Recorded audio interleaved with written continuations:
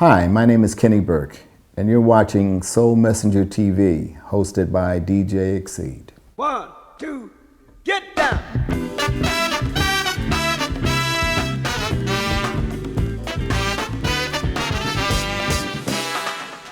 I'm standing here right in front of the Schloss Esterhazy in Eisenstadt, and tonight Club Soul Kitchen has invited Keni Burke, the soul legend from Chicago, to play one of his rare concerts together with the Vienna Superfly Radio Orchestra and the Haydn String Orchestra. In this episode we're gonna meet him plus the DJ legend from London, Ralph T. So let's check out the concert and talk with those legendary people. Let's go!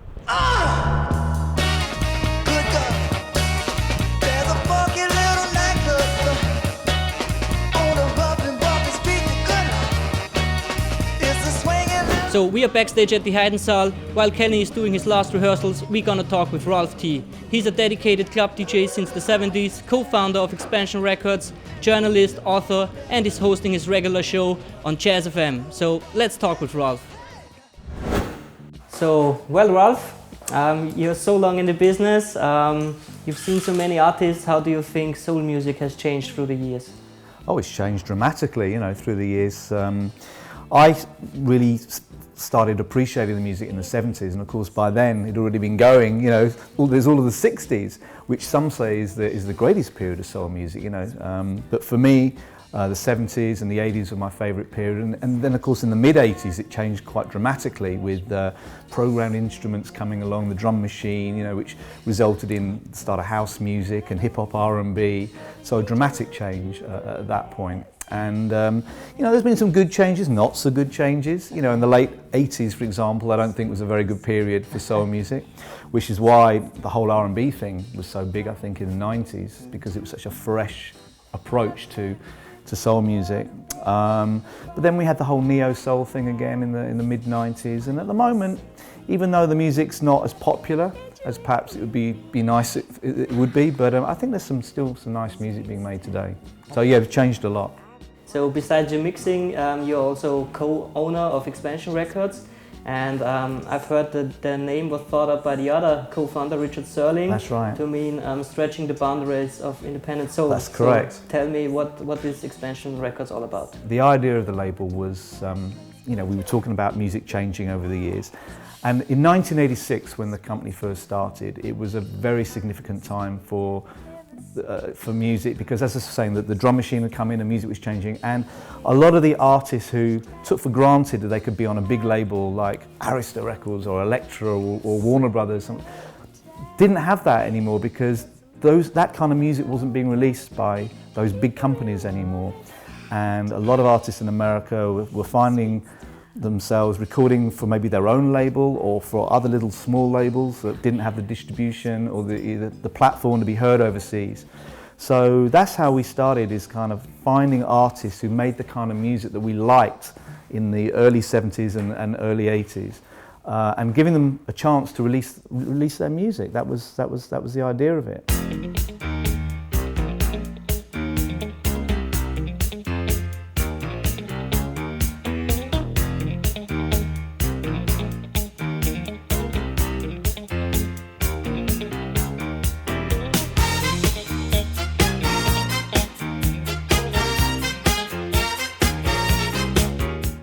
So let's come back to the concert here.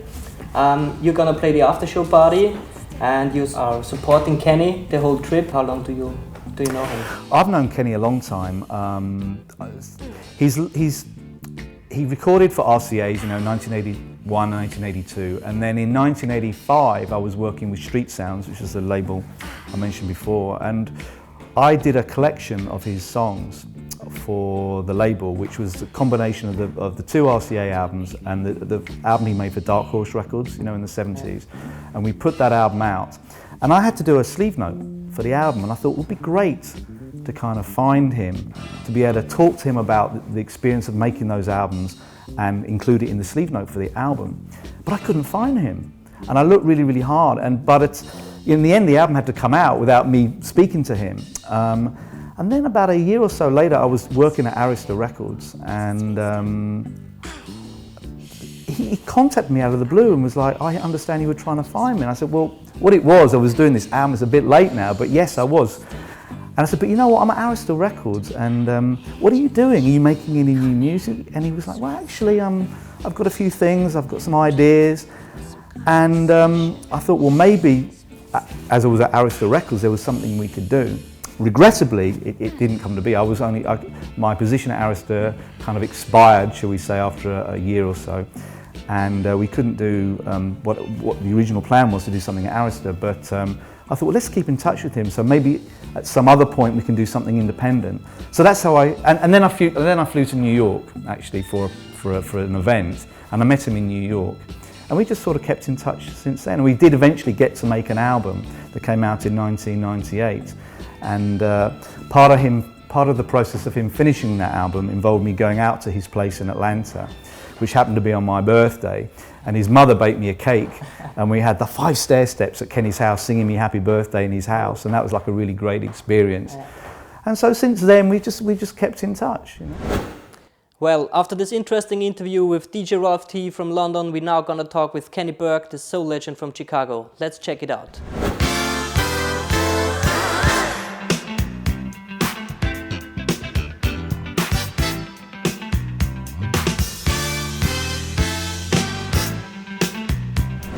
So Keni, it's a real pleasure for me to talk to you. I first got to know you at the age of 16 when I heard Rising to the Top on a Funkmaster Flex mixtape when I was completely into hip-hop music. And it's no wonder that he put this song on his legendary mixtape, because it's actually one of the most sampled songs in hip-hop music history. Yes, yes. So why do you think the bass line of Rising to the Top became so popular among soul and hip-hop artists? Well, you know, sometimes you write a song and you know it's something special about it, and everyone else knows it's something special. And it was one of those songs that from the beginning, you knew there was something, not just as a good song, because there's many, many good songs, but there was something special. And I think it's just the syncopation. The way the bass line plays off of the backbeat, it's all upbeat. Ba-doo, boo, ba-doo, boom. Yeah. Boom. It's up, so it makes the groove just sit so nice. It's just one of those things, you know. So people like LL Cool J and a lot of the young hip hop guys coming up grew up with it, and they, from what I've been told, loved the song. Yeah. And it just was one of those things that everybody had an affection for and an admiration for. And not even maybe associating it necessarily with me. Yeah. But the song spoke for itself.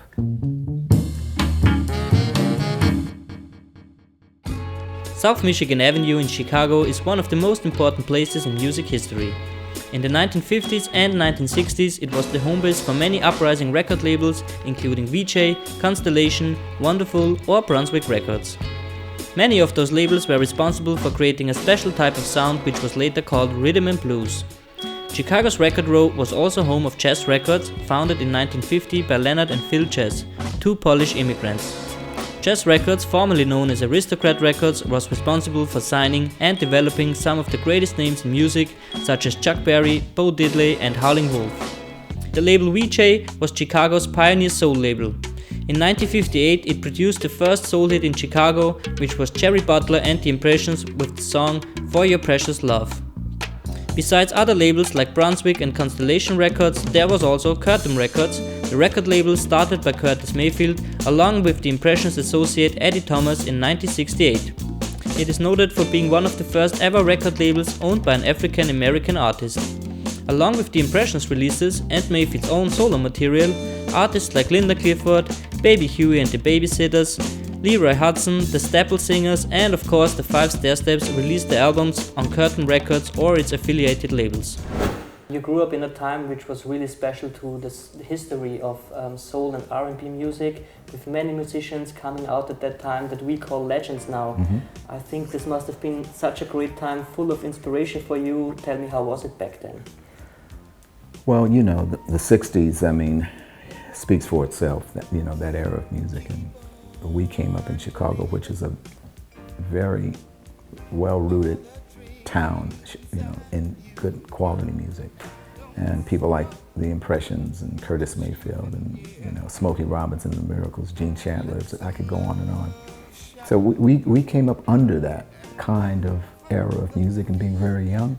So we got a good, we had a good, strong, I think, reference point of quality, knowing the difference, you know, and performing with those great artists as kids. Come on, I mean, what else can you say? You know, you know, you're having fun, enjoying doing your own thing, and then you get to stand in the wings and watch the Temptations, and watch Smokey Robinson of the Miracles and you know, Gladys Knight and the Pips, and you're there seeing this. So no, it's just, you can't, it's priceless. Then you founded, together with your four brothers, the Five Stairsteps, and the breakthrough was in 1965 after the singing contest at the famous Regal Theatre. Correct. And I heard that also the Jackson 5 attended to this contest, but you won the show and were offered a record deal. Is this true? Well, yes, it was a large talent show, and the Jackson family were from Gary, Indiana. And there is a little age difference you have to also take into consideration, because Michael was 5 years younger than me, so if I'm the youngest of my family, you can see, you know. Now, the oldest brother, Jackie, is a few years older than me, but there's an age difference. So we were the first family of soul. We have enjoyed, you know, the success. We had an opportunity to do a record deal with Motown. We passed on it. My father felt that we would have a little more creative control, and took that opportunity with Buddha Records at the time. But yeah, we had won that large talent show and went with Curtis Mayfield and did our own thing.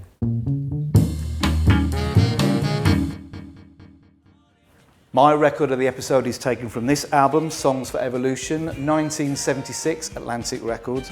And these guys, Anglo-Saxon Brown, were put together by Joe Jefferson and Charles Simmons, two guys who were greatly inspired by the sound of Philadelphia, of Kenny Gamble and Leon Huff from the late 60s and early 70s. And on this song, Gonna Make You Mine, which is really the song for me, it features a fantastic vocalist by the name of Deborah Henry. Now, she and this group impressed Gamble and Huff so much that they were signed to the Philadelphia International Records label, and they changed their name. They became known as Silk and made another great record called I Can't Stop Turning You On. But if you like the sound of Philadelphia as much as I do, you really ought to check out this record. So you are the first time here in Austria. Yes. You play here at the Heidensaal, at this historical place, together with 35 artists. Is this a special concert for you? Of all the concerts that I have done, which I haven't done many as a solo artist, I've performed throughout the past 25 years, but there's no doubt this is going to be the most special of them all. I mean, the venue is awesome, the history behind the castle and whatnot is just, and having a 32-piece orchestra, come on. I mean, it's the envy of any artist to have a full-blown, you know, orchestra like this to play with. Everybody wants that. So I feel so honored and just appreciative of how I've been brought here to do the first of these, hopefully many to come, concerts. So I'm very honored, very much so, very humble.